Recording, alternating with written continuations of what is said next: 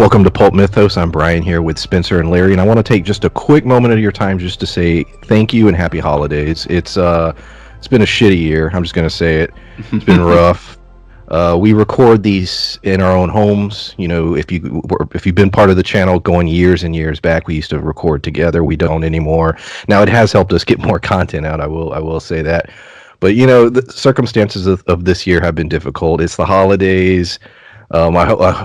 We appreciate the fact that you take the time to listen to us, during your day. That means a lot to us, seeing the upvotes, seeing the comments, seeing the channel grow. We have a lot of big plans for 2021. For the next 2 weeks, the channel is going to be a little light, mostly because all of our shows stop. But literally the first week of January, everything kicks back in. And I think at some point in January 2021, we're going to have like 4 or 5 videos a week. So a lot of stuff is on the way. Guys, did y'all want to say anything to the audience in terms of things or, just something positive? Well, 2021 has been a giant shit show of a year. 2020. Start off, I'm just preemptively calling it. But, this year has had some pretty big ups and downs. Like, it is what it is. But like you said, Brian, we've been doing this for a long time. We took a break for a while. We've done a lot of like little videos, original content together, and this is something that I'm looking forward to doing more of also. Once the vaccine comes out and we're able to kind of start hanging out again inside areas, we've talked about, doing shorts again, doing different things, and even reviewing stuff. This is an easy way for us to do it. And, I understand that our format, doing it this way, is great for people who are commuting or anything else, just to kind of, listen to us and hear us bullshit with each other. And I appreciate that you guys enjoy hearing us bullshit with each other, because we're literally just talking about shit that we either like or hate. And it's been fun to be able to pass the quarantine time with, my best friends. So. Yeah, I agree. This has definitely made the time fly, and I definitely appreciate the listeners. And it would be great to be able to. It's great that we can continue this into the next year, which is hopefully better than this, because it has been kind of a shit show. Looking forward to getting out of this box that I'm in right now, and just continue record with y'all more often in person. Yes, yeah, Larry, literally, the box is a good description. So yeah, if you haven't subbed yet, please do so. Those of you who have, like I said, we appreciate it, and we appreciate that you spend time with us every week, and lots more content to come in 2021. So we're going to be discussing full spoilers for Your Honor, episode 3, part 3. And I'm going to talk about Adam for a while, because what the hell are you doing, Adam? We knew that Adam, we talked about it last week, that we were pretty sure he was going to confide in his girlfriend, which turns out his girlfriend, Franny, is his teacher. And we got a little bit more about her this week, that I think everything we predicted pretty much was true. Adam's mother had passed. He was vulnerable. He's this sort of artistic, kid. She saw that, she was attracted to it, she preyed on it, and started a physical relationship with him, and emotional. And he confided in her. He told her everything that happened, which brings her into this mess. On top of that, and before you guys get into this, I know you're an artist, I get it, you're a photographer and you're into art and all this, but this asshole has decided to turn this tragedy into an art piece. He's going around taking pictures. I wasn't sure what that was about until the end. He's making, I guess that's the way he expresses himself, and everyone needs it to, probably after his mother's death he found that as an outlet, but this is the wrong way to do this, and this is going to destroy him and his father. Guys, crime scene. Yeah. Adam, Franny, what are your thoughts? I think that although it's shitty, he couldn't have found a more perfect confidant, though, because there's no way that she can tell. Like, she kept saying, "You can't tell me, you can't tell me," but how would she be able to justify, "Hey, my student came to my house and confided in me this stuff"? why the fuck was your student at your house? Like it's a pretty shitty loophole that he found. I mean, he didn't do it on purpose. He was just falling apart, but I think it's masterfully done that that's who he chose, because now you're going to see her guilt. You're going to see whether or not she's going to come forward, because if she comes forward, that's going to fuck herself. Like, it's going to mess her own career up. And like you said, the outlet of photography, everyone needs an outlet. And it's cool that that's what he chose, but how dumb is he to literally go take pictures of a crime scene, go take pictures of the prison? Like, I'm like, Jesus, dude, like, you have to have more sense than that, but he doesn't. Agreed. He spent this whole episode creating new evidence. All kinds of new evidence, pictures, the negatives, letting his teacher know, which I think was more impulse than anything on his part, because it's the person he trusts and confides, and I think it will bite him, because given the fact that she's sleeping with one of her students, I think her judgment's pretty poor too. Yes. So there's a chance that that's going to bite him in the end, and I'm sure he hasn't told his dad any of this yet, so his dad's not going to know to cover for it. And, we see there's a lot of back and forth between them where he wants to acknowledge this, but his father knows that, hey, acknowledging this, not covering this up and not moving on, like, well, that's going to get you caught. So it's like, what do you want? Do you want to confess, or do you want to cover this thing up? He's being awfully schizophrenic about it right now. And, he's got to make up his mind. Well, and I think go ahead. It's a good point. Like, he is, not only is he not all, he's all over the place. And I know there's a couple other things you were going to bring up, like, as far as that goes, but the teacher part, I don't know what we're going to get from her. They haven't established her well enough yet. Clearly she has poor judgment. Clearly she took advantage of him, because they were talking about, we weren't sure when she came into his life, and we assumed that she knew him before the mother passed away, and clearly she did, and she took advantage of him grieving. She took advantage of him being sad and fell in love with a student because they were sad. And that, like, it irked me so bad, because to take advantage of somebody in their time of need was super fucked up. So, like, that whole sequence, the teacher is not a good person. So I'm really curious as to what, like you said, Larry, what her judgment is going to be going forward. I don't know how bad that's going to fuck him over too. I don't know yet. Right. Yeah. And is it going to change his mental state again if he finds out maybe that he's not the only one she's been doing this with? This is just a thing that she does. Yeah. I didn't even think of that. Very possible, though. Michael, like you said, Larry, Adam spent this whole episode making new evidence. Michael's been doing everything in his power to destroy evidence. We have the great sequence where he follows the guy that works at the gas station so that he can destroy the video. We also, Charlie is running for mayor. We get a little bit of his, politicking and him, trying to get the votes out. And he's losing his shit on Michael, and rightfully so. He's like, you brought me in on this. You screwed me. You're my best friend. They keep going on about how they're good friends. I really want that story as well. What is their history together? But, he's frustrated. And then you have, I know it's a lot, but you have the situation with the courthouse. There was a quick throwaway line almost, but they're basically saying, hey, you take so long because you're very thorough. You're too thorough. We need to speed up the process. They're basically telling him, we're just trying to get these cases through the system. To hell with whether or not we achieve what needs to be achieved properly. And it's really messed up. So he's got this corrupt system wrapped around him, and now he's playing into the corrupt system himself to protect his own son.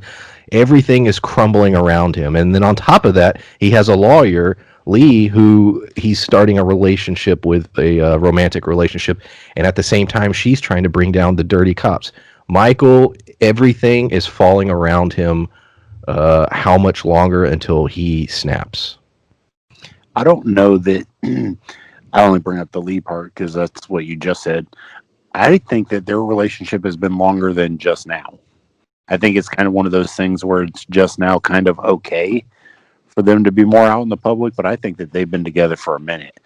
Um, I just wanted to say this before I forgot though.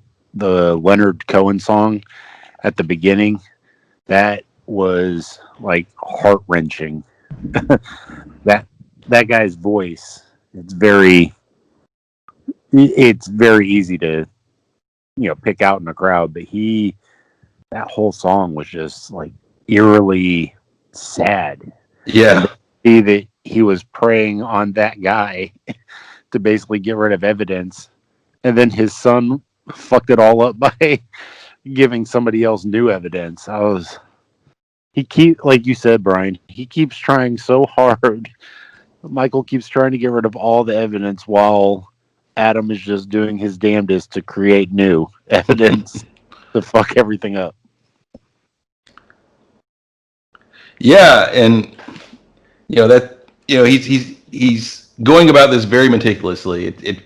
It feels very much like it's something out of Breaking Bad, and and I said it last time, but he does this so easy. And the scene with Charlie just makes me feel like this comes more naturally to him than it does to Charlie, because Charlie seems very unnerved by what he had to do. Clearly Charlie's connected and to some dirty things, but it seems like that may be something that he very much actually wants to be a part of his past, and maybe hasn't had to deal with in a very long time. Like maybe Charlie may be a genuinely good person at this point in his life who's trying to do good things, because he seemed very distressed by it. And it seems like he chose to be friends with him because he thought okay, this is the same type of person. These are the type of people I want in my life. My life is very different now. But yeah, the way that he lies and manipulated that guy, it's so easy for him, and I don't think he'd ever fall apart if it weren't for the pieces falling apart around him. And my question is too, if he figures out that the teacher knows, the situation with the teacher, how does he react then? Because that's another loose piece of evidence that she knows and that she's aware.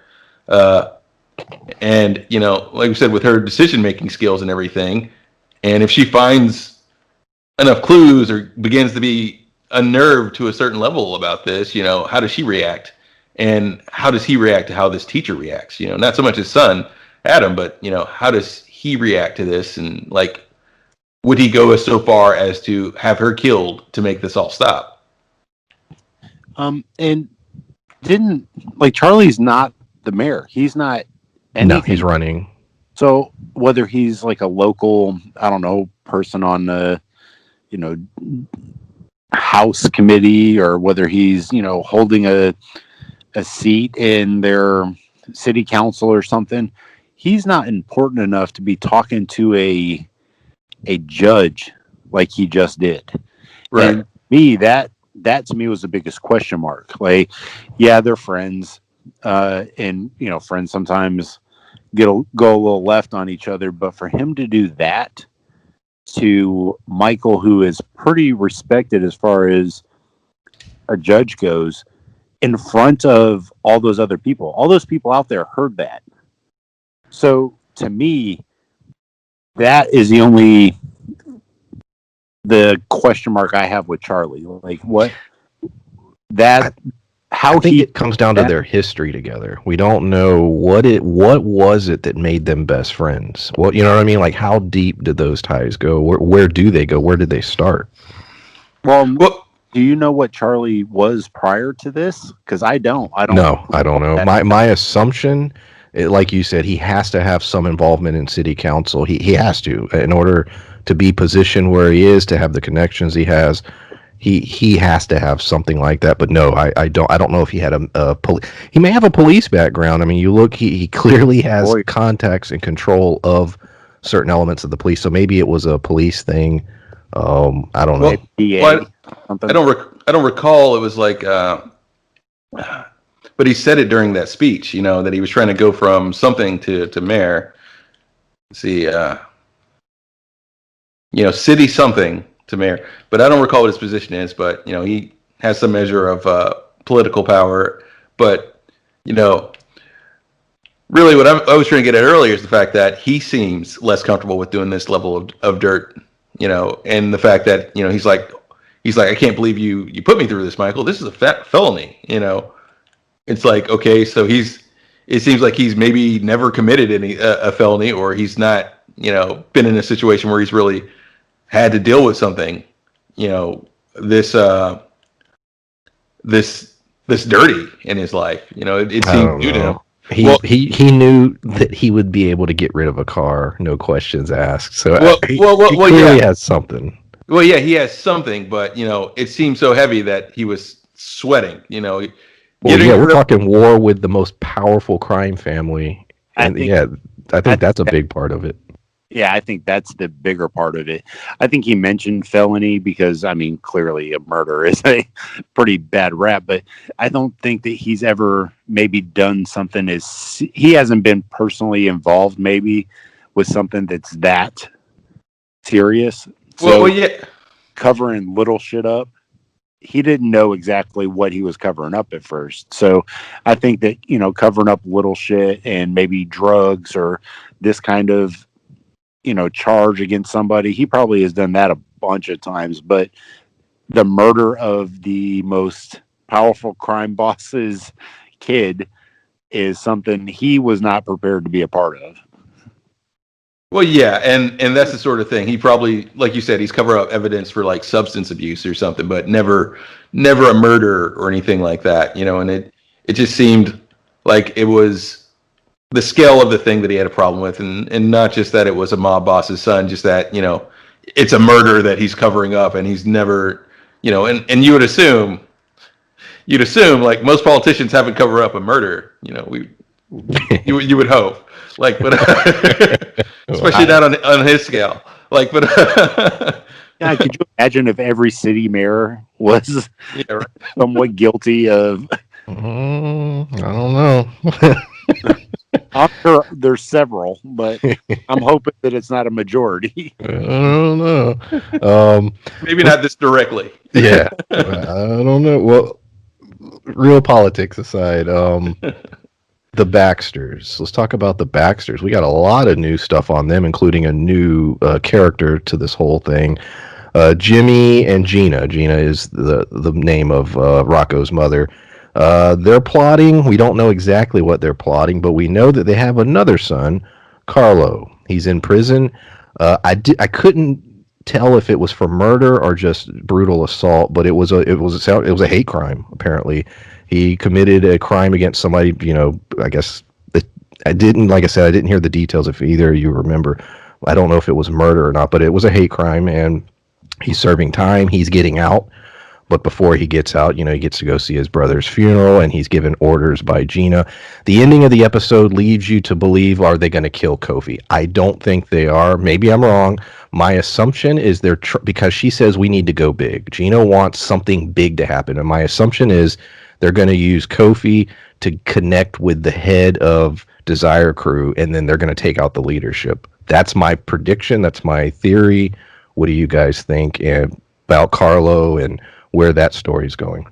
I think you're right. Like, I think that's what their game plan is. They said that he basically crippled somebody. They're in a wheelchair now. So he didn't kill them, but he did cripple somebody. And I don't know if they charged him with aggravated assault or, attempted murder. Him to be only a couple weeks away from getting out, because that's what they said. I'm guessing that it wasn't attempted murder. It could have been aggravated assault and they plead down or something. But he looks pretty young. So this may have been year, 8 of being in jail, because he looks like mid-20s ish. So if he did this when he was, 17, 18, 19, he could have already been in jail for a while. I don't know. They didn't really say exactly how long he was in there, but my guess, based off of the hate crime ties with basically crippling someone, it's at very least aggravated assault, if not attempted murder. Well, yeah, and that might be Kofi's play, to work with them. But I also get the feeling, especially with the things they said about him, that it was a hate crime and that he is he was described as a vicious racist. I feel like Kofi's going to try to make peace and and potentially tell him what went down from his perspective and what he knows of things. And I feel like he will, having all the information that he can get from Kofi, he might just kill Kofi. I don't disagree with that. I think, yeah, they laid out exactly what kind of person Carlo is. So yeah, I don't think he gives a shit whether Kofi's guilty or not. But I do think the only reason Kofi may survive this episode is I think they may try to use Kofi as a bridge to communicate with the Desire crew. Try to pretend like they want to have talks when in fact it's just a massive organized hit that they're organizing. Kofi is, I mean, the most screwed over character in the show. Outside of, it sucks that, what happened to Rocco. We don't know much about that character other than wrong place, wrong time, and got hit by a car. But, Kofi is being pulled from so many angles. His own crew is basically telling him, you got to play ball. You have to do what we say. It appears they were trying to take him out or kill him or do something to him. When that camera went out, I was like, oh shit. It was clearly a setup. You have the police, you have the dirty, corrupt cops torturing him and doing all these horrible things to him. He has a mother and all those siblings out there that he wants to keep protected. Kofi's in a horrible position. He's young. I think he's 17. The character's 17. Really feel bad for him. But yeah, more on where do you think his story goes in the next? Well, let's say the next episode. It's hard the way this show is structured. It's hard to predict, multiple episodes out, but. Yeah, in the next episode. Yeah, and Kofi seemed pretty smart, and he's gone about things as smartly as he can, given that he's being set up. But I don't know if that's going to be enough to save him over the next episode or the episode after. If what you're saying is true and they do this hit, they'll keep him alive long enough for it, if anything.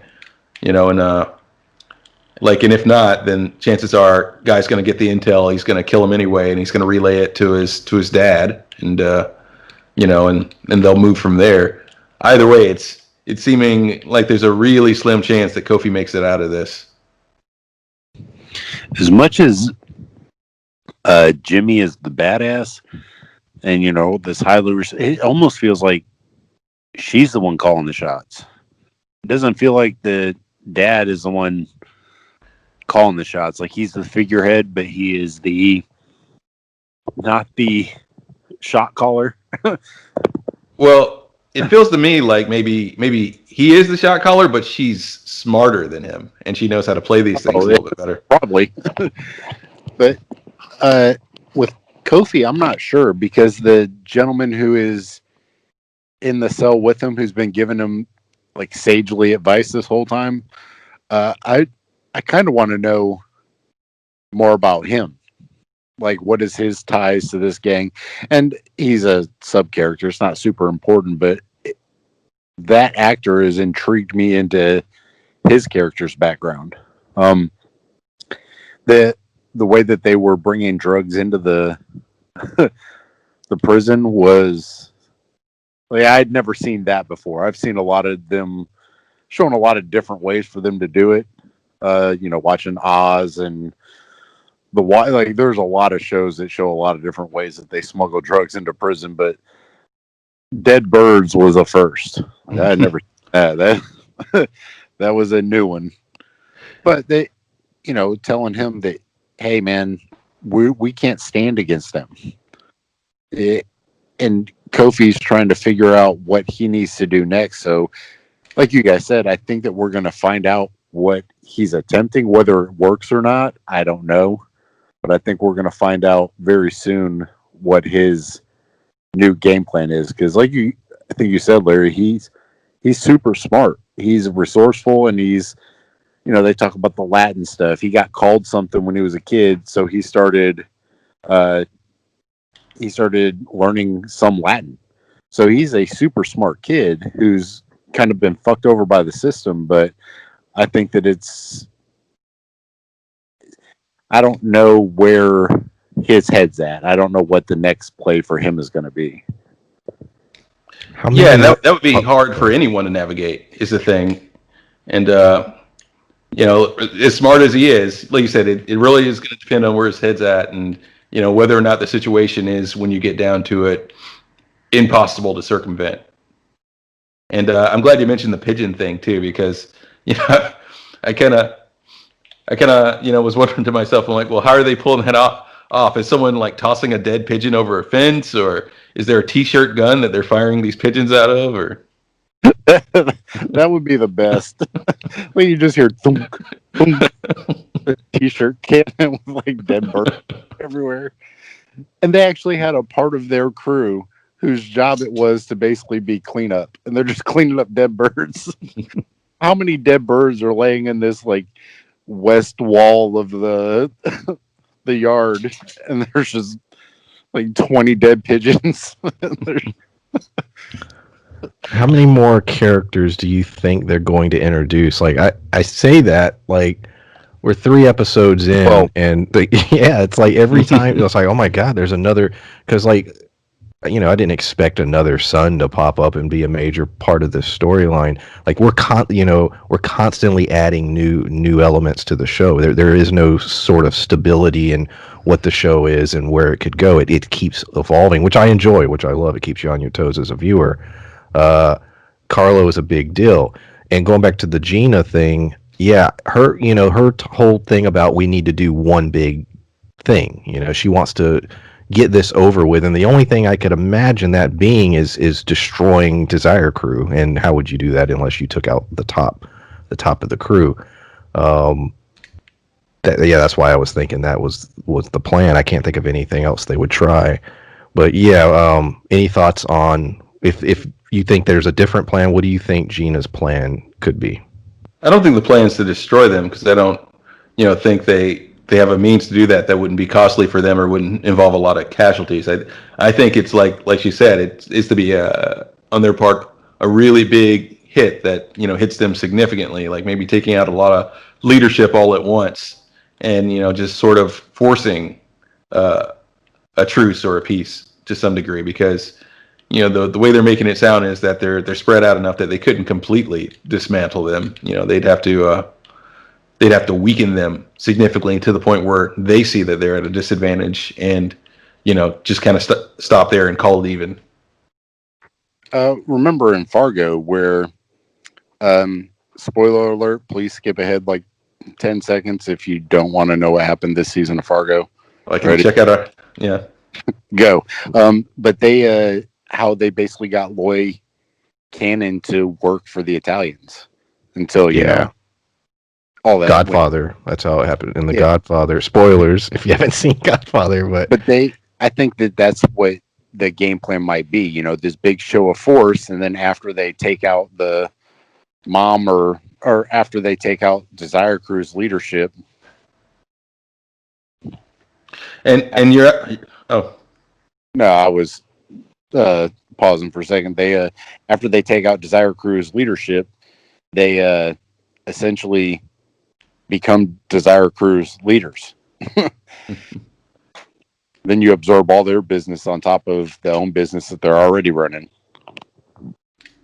It's like, yeah, it'll be that sort of thing, or it'll be a big hit, and they say, okay, yeah, we agree to a peace, but this is ours, and these other things are ours, and you're left with this percentage of your current operation. That's it. Either this is the deal or there is no peace. Either way, they want this to play out in a manner in which the cards are in their hands. yeah, exactly. And like I said in Godfather, yeah, it's the same with what they were trying to do in Fargo.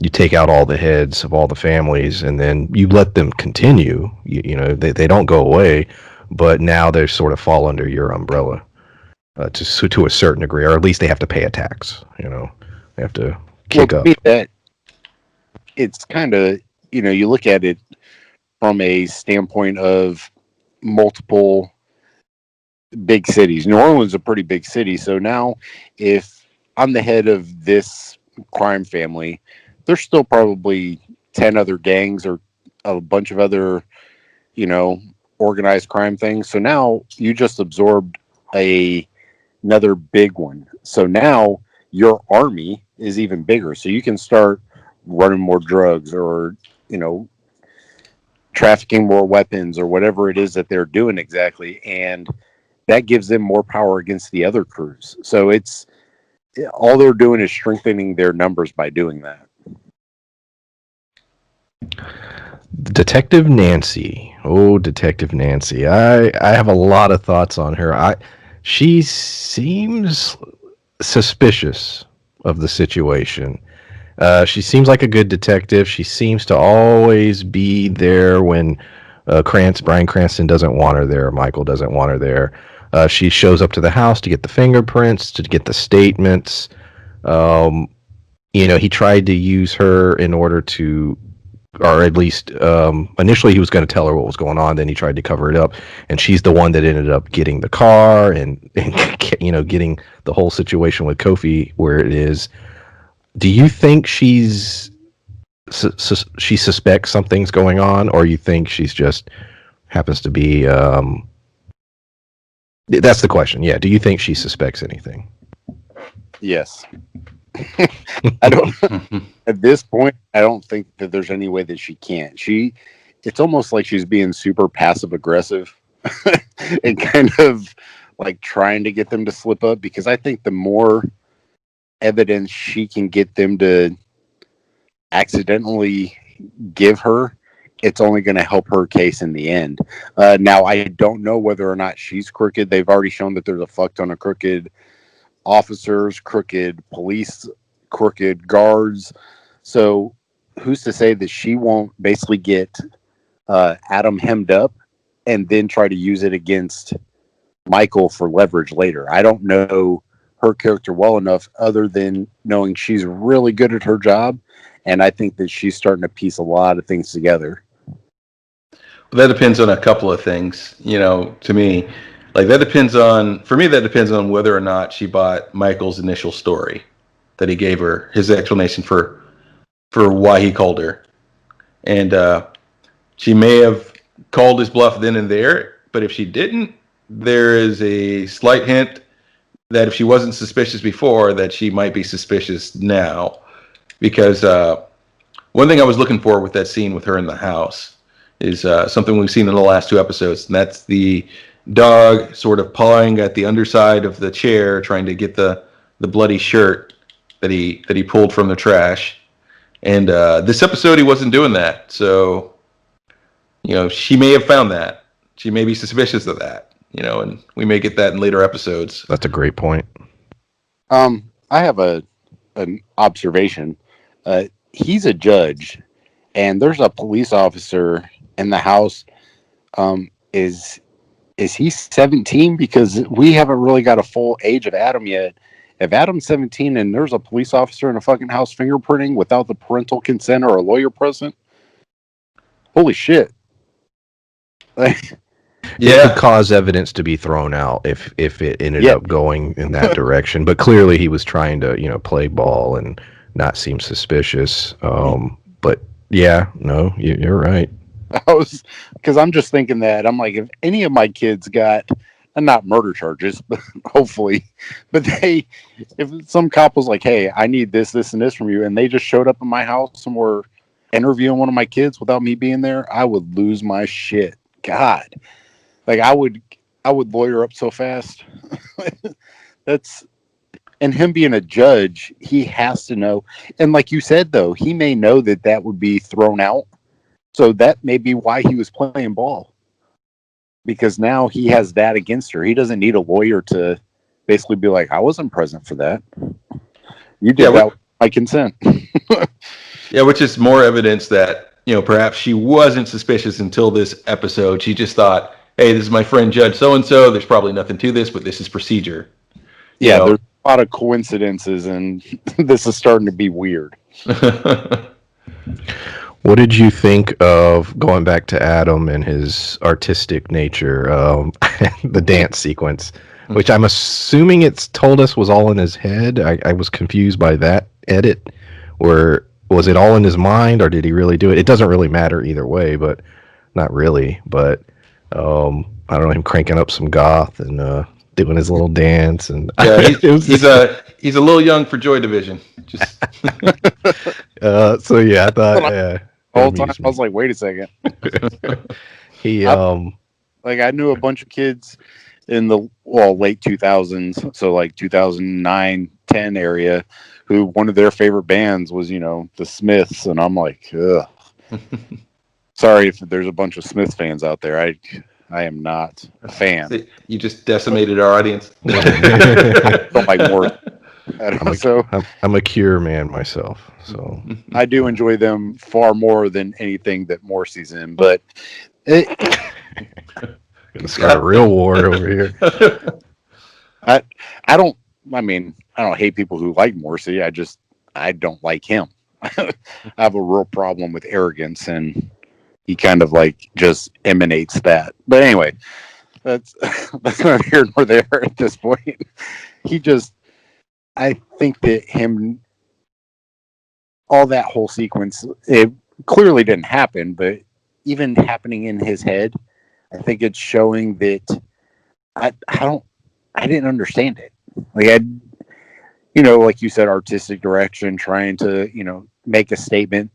That statement was way over my fucking head because I had no idea what the hell was going on. I didn't understand what the rest of it was. They're trying to say, and I don't know shit about photography, but they're going on and on, his teacher and his dad, about how like brilliant his pictures are, like he's this, master genius photographer, and that he's this artistic guy.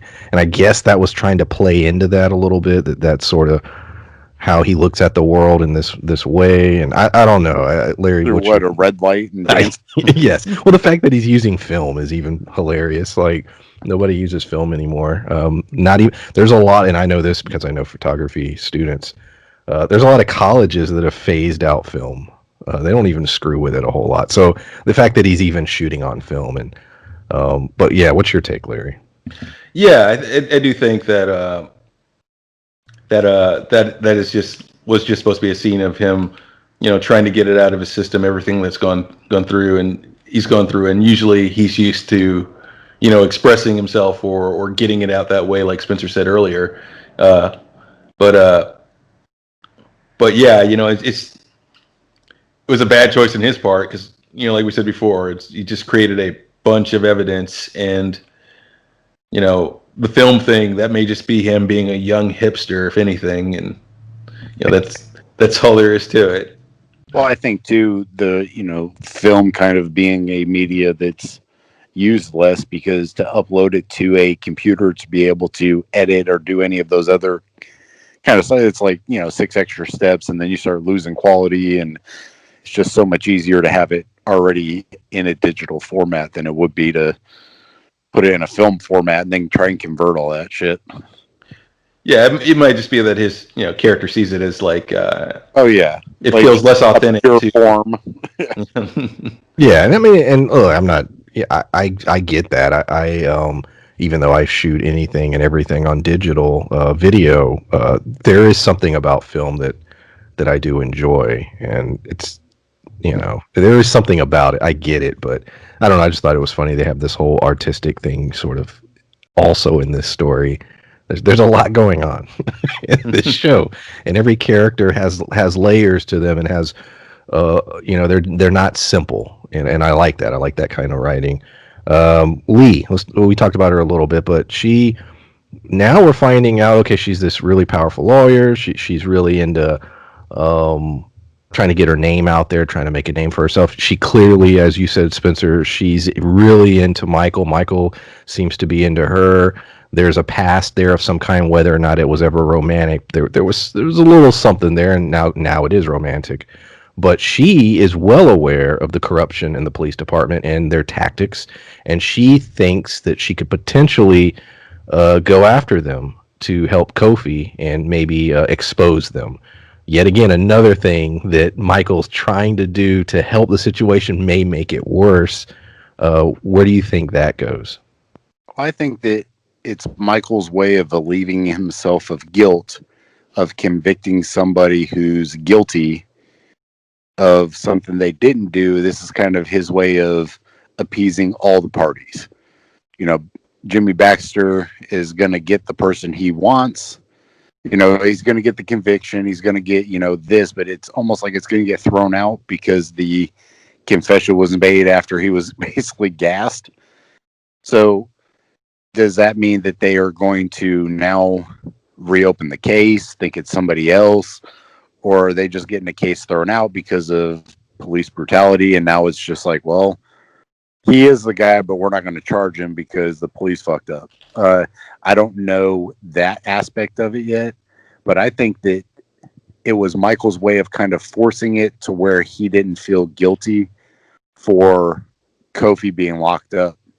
But like you said, Brian, just a second ago, that I think that that's going to bite him in the ass too.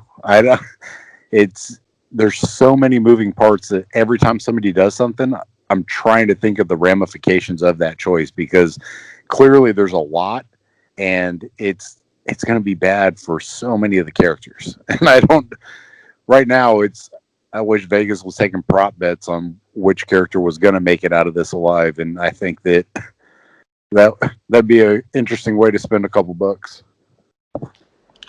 Oh yeah, that's a good question, because you know, when it comes down to it, with all these things he's doing and the sacrifices he's making for his son, you know, does maybe Michael take the heat in the end of this? You know, once it all falls apart, in order to like, you know, create some sort of, allow his son to have some kind of future. You know, just say, I did it. I hit him in my wife's car. You know, this evidence you have, that's evidence of me. You know, it wasn't my son. You know, just that wouldn't be a Barry. They show him often running in that hoodie, that one hoodie. So any of the evidence of him being out, he was in a hoodie in a very similar color.